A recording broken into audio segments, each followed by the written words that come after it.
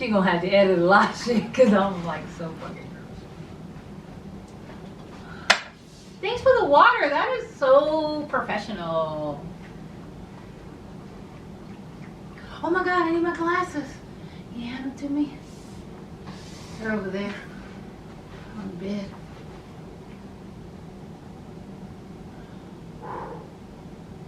Have you seen how you looked? Perfect.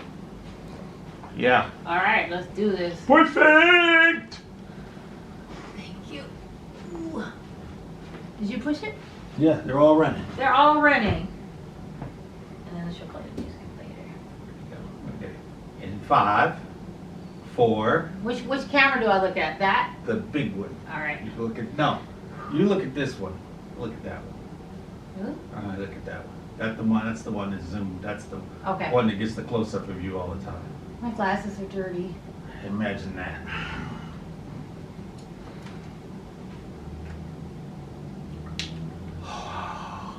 Do you like soak these things in oil? Or what the hell do you do with these things? I'm gonna sit here on it. Oh my gosh. I'll tell you, I look at. How can you see? I don't know. You got cleaning cloths? I know I bought you several. I'm ready. Yeah, there you go. All right. Big surprise, you can see. Oh, can you actually see Yes. the screen now? A little bit. Okay. Ready. Okay, in 5, 4, 3, 2. Welcome to Body by Malaika podcast. I'm Malaika Jacocks, certified personal trainer and nutritional specialist. If you're new to health and wellness podcasting, you're in the right place. I can't wait to share the tips and tricks I've learned for nearly a decade. Stick around. Episode 3. In this episode, we will talk about health and wellness in relationships. A candid interview. This is Carl Dameron. Hey! You're an entrepreneur, public relations professional, an owner of your own business, Dameron Communications, for over 30 years, 30 plus probably. You know, you're a go-getter, a fighter, a person who persevered through lots of trials and struggles through life. Most powerful, a near-death experience. We will definitely get into that one. You're a community leader, a community activist, a person who believes in the well-being of humankind. I mean, this is a person who believed in me when I didn't believe in myself. And this person is, well, he was my husband. So, ta-da, music plays. Welcome to the podcast, Carl. Well, it's a pleasure to be here with you, Malaika. Thank you so much for doing this. And I like I said, I think. Well, it was the threat of death that brought me. No, well, I did ask you quite a bit. Yes, she I didn't did. threaten me. Me never. First of all, like I said, I want to thank you, for doing the podcast interview with me. And as you know, from our business relationship standpoint, I am persevering with my own business today. And you have a lot to do with it. I'll tell you. I'll tell the viewers, how powerful you are, and that's what leads me to why I wanted to do a podcast. Well, first I want to do a podcast in storytelling, to let the viewers know, possibly who might be struggling, with their weight loss, maybe some mental challenges, insecurities, and nutrition by working on wellness. To me, that's like super important. I had to learn that. I'm familiar with the journey, based on my own personal experiences that we might get into. But something tells me we will. We might. But I just want to do a little bit about just the study. As I was researching, it was really fascinating to me that there was a study out where researchers shows that those involving marriage, right, and living together have the most powerful effects on health. and increase happiness and life satisfaction, improve psychological well-being, and reduce some stress reducers. Okay, so anyway, I bring that up because, you know, That's in a happy relationship. That's what I'm talking about. We were happy sometimes. Didn't say we weren't. We're gonna talk about it. Oh, you already got the fire burning. Oh, no. Well, can I get to this one part right here? Knock yourself out. Double-edged. There's a double-edged sword. You just brought that up. Double-edged. I need some water. I'm already here. This guy right here. Like I said, thank you for doing the interview. You're good on your water? All right. But, you know, being in a relationship, as you just mentioned, right, does not always translate into healthy benefits. Not only does the degree of closeness in a relationship matter, right, but also the quality of relationship has a powerful influence on health. Negative relationships can often create, I'm afraid to say out loud, but toxic situations involving stress and conflict.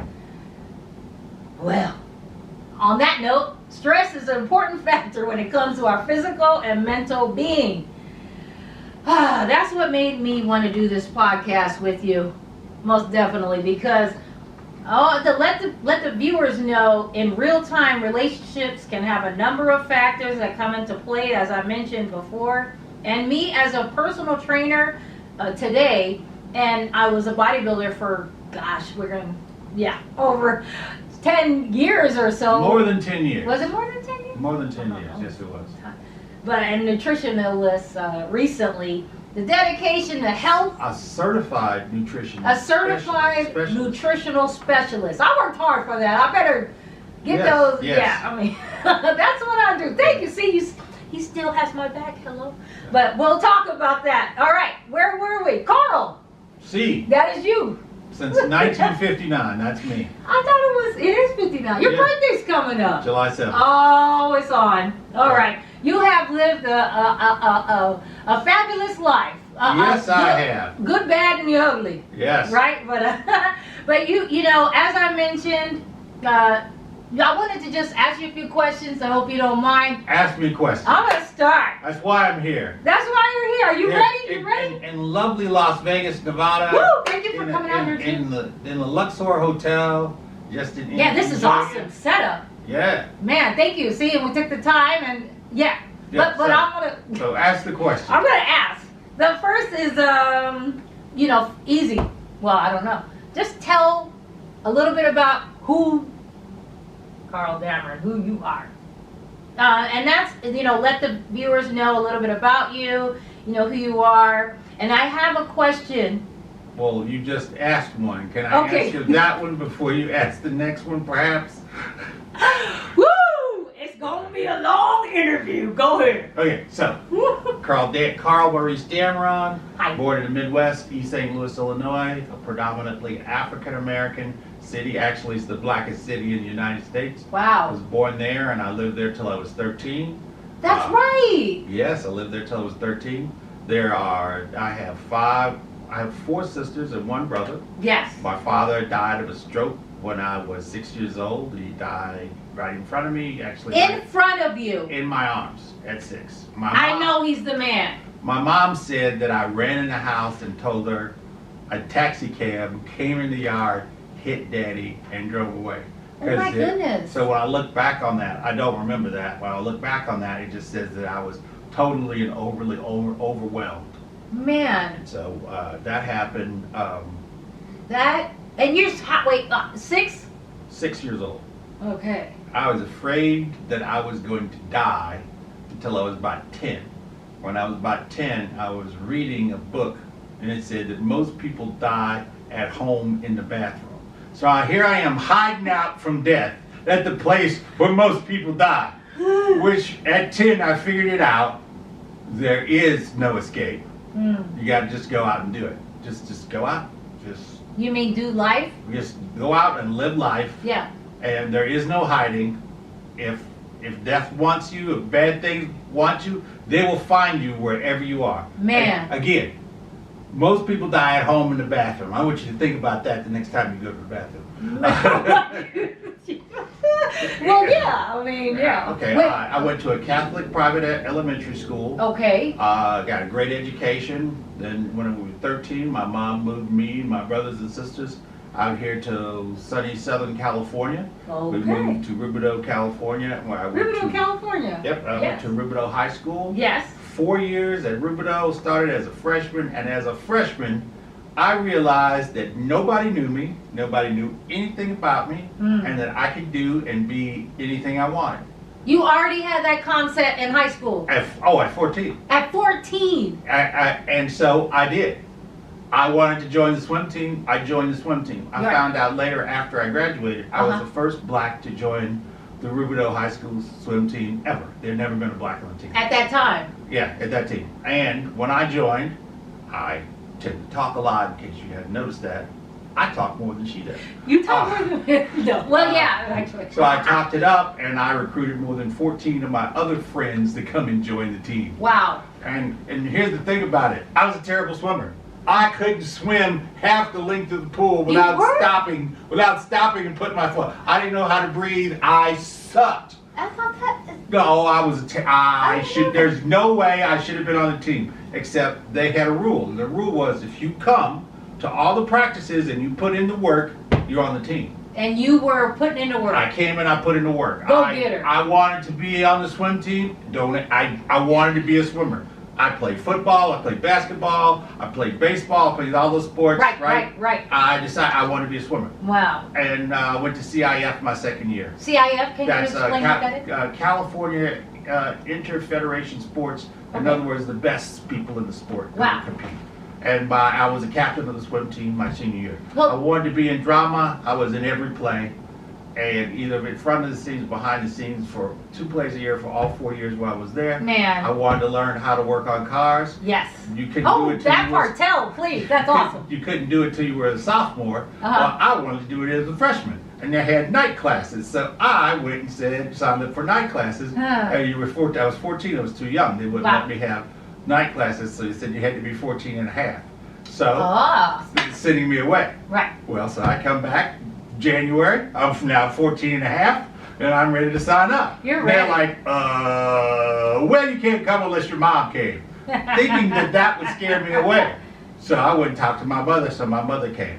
Wow. My mom came, and for about 4 or 5 sessions, and then the guys, the men who were in the night class, Uh-huh. they talked to my mother and said, you don't have to come anymore, we'll take care of them. And they took care of And you, or watched you. they signed papers. Wow. They signed, 6 of them signed up to be responsible for me. Wow. If I got injured, if I got hurt, and I got killed, it was on them. Oh my goodness. Yeah. You must have been really poignant for them to care about you that much. They were African American men. They were Okay. all retired military, retired Air Force. Uh-huh. And they took me in the wing and they taught me and they learned. And so when people talk about community, and when some people ask me, how come I help everybody?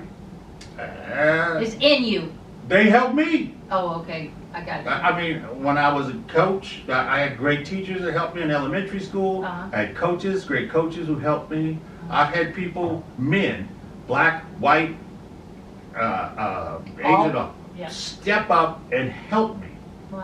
Stand between me and danger and help me. Wow. So you have to pay that back and Pay pay that forward. forward. That's right. And the nuns taught me in my Catholic elementary school. Uh-huh. Some people say payback. Whenever I hear people say I gotta pay that back, Oh. it's like nails on a chalkboard. You don't wait till you get to the top to pay back. You pay. There's a term called noblesse oblige. In other words, the nobles, the people who have, are obligated to help the people who Wow. do not. Hmm. That's your obligation as a human. So you don't wait to give back, you give. That's you give, your motto. You correct? give on the way up, you give at the top, you give on the way down. And you do it because that's what humans do. That's what you do.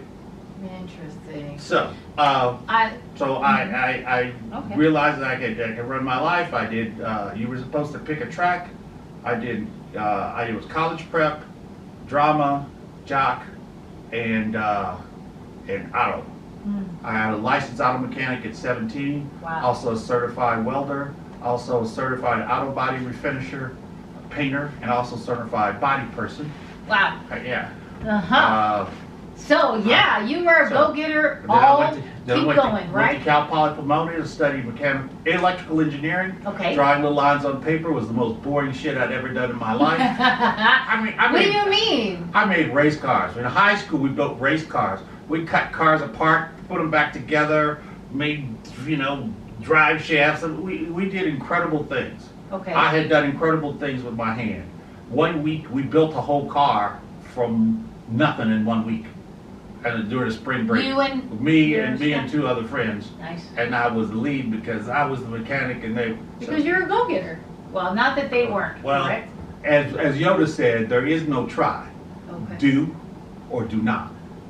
Can I ask you this? That probably goes to teamwork, as you said. Give and give back, so that you all worked as a team. Is that right? Right. Well, the African proverb: if you want to go fast, go alone. If you want to go far, go in a group. That's good. So when you have a lot of stuff to do, you put together a group. When you got to move fast, right, and get stuff done, you just do it by yourself. There's a time for each one of these, and you have to figure out what that time is. Wow. Because sometimes you're trying to move and you're trying to work with your friends and other people to move, and they're just slowing you down because you have to stop and explain your vision to them because they don't get it. Because that inspiration from God, that was a person-to-person call. It wasn't a conference call. They didn't get it. Man. So here you are trying to explain it to them, they don't get it. Okay. So you hire people and you just tell them what to do. Man. They don't have to get it. They just do what you tell them to do because you're paying them. And where are you at now with your age? I'm trying to get the timeline. Okay, You're in Well, see, I'm in my 20s, so I'll go through Cal Poly. Started as a double major in engineering and communications. Dropped electrical, went to mechanical. Was the general manager of a radio station, program director, did all that stuff. Oh, you've heard all those stories about wild 80s parties in Hollywood? I think you're going to tell us. Yes. You've seen them. In Forrest Gump. Okay. The parties that Jenny went to? Yeah. I went to those parties. You was too. Jenny's? I wasn't Jenny. So I got to experience the debauchery, and I do mean debauchery, of Hollywood. In my 20s. Mm-hmm. I finished my degree. I worked in student government. We worked together with my roommate, and we got one of our other roommates, Mark Hardwork, elected as the only write-in candidate that's ever won for president in the history of the whole CSU system. That was your best friend? Yeah, California State University system, 23 campuses, only one person is won with a write-in, and me and Henry ran the campaign. Man. Yeah. So, yeah. I was 22, 23 when we did that. So that says a lot. Oh yeah. About We graduated and didn't work in my field, went to work at auto mechanics. Right. 6 months, realized it was a trap. Here's a trap.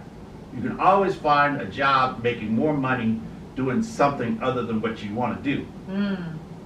What you got to do is bite the bullet and do what you want to do. Because the entry level pay is low. Entry level pay is low. Right. But because so many people want to do it. So many people want to be in advertising and public relations and communications. So you got a lot of supply and a little demand. Yeah. So you take the little pay. And it'll pay off, but right? 10 years later, right, you make more. And you're happy. And when you work at what you're happy doing, yes, it's not work. I heard that. I learned that. Yeah, and thank you for that. So I did that. I worked for several other firms. Okay. And then I got, I worked for this company called AutoSound. It's 7 locations. When I got there, sure, I scrapped their whole ad campaign, started all over again. You can't reach it. You're going to have to get up and just leave it alone. No.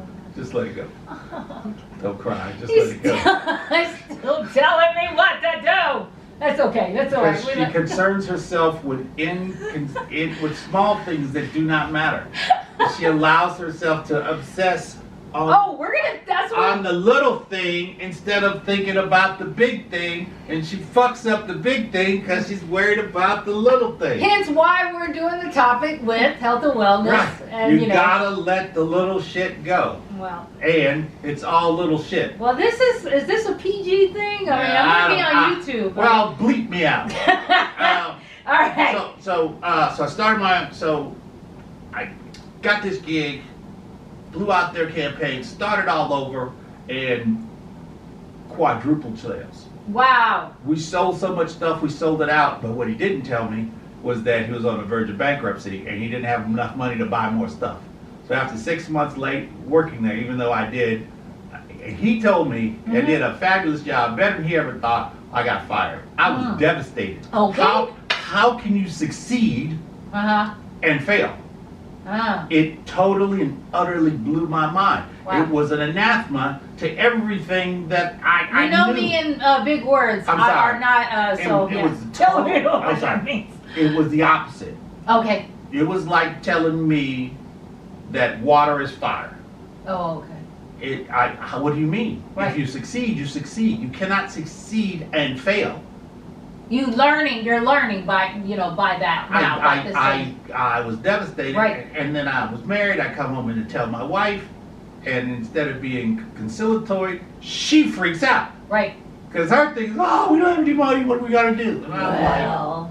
like, "Well, I'm not this gonna say is anything not there. cool. Not this wife. No. My first Well, wife. yeah, we're talking. She's 3 and 4. Well, we're gonna talk. So, but again, so here I am, Yes. devastated, Okay. and I'm looking for support. And there, not only is there no support, Right. she's freaking out. This is interesting. So I got nothing. Mm. And I realized you're all on your own. You're all buddy. you need. Is that right? No, it's not you're all you need. Okay. It wasn't that. It was that you're all you got. Oh, wow. It's just you. I love that. When it all comes down to it, it's just you. If it's gonna be It when the hammer comes down, the hammer hits one person, wow. and it's you. And that's it. And that's it. Other people might get splattered with the blood and the guts or but it's you. Mm-hmm. And that was a really, really hard thing to learn. And that is the nail. That's the thing that ended our marriage, because I realized that I could not count on her at all. Couldn't. You're learning that you have to depend on yourself. I'm 28. Right, I'm right. 28 years old, Right. and I've been married for a year, and I realized I can't count on my wife. Anyway, started my own business. She didn't want me to have the business. Your business, Dameron Right. Communications. I said, okay. They fired me, but I'm really good at this. So actually, I went and pitched to try to went around and tried to get hired by other people. They didn't want to hire me. I got angry and said, well, they won't hire me. I'll start my own business and I'll put them out of business. You had that fire. I Yes. had that fire. I My love wife that. says you can only have this business if you make money in the first 30 days. Oh. Now, she was telling me I can't have a business because it takes 5 years to be profitable in business. But that's not what I heard. Okay. I heard what she said. Words have meaning.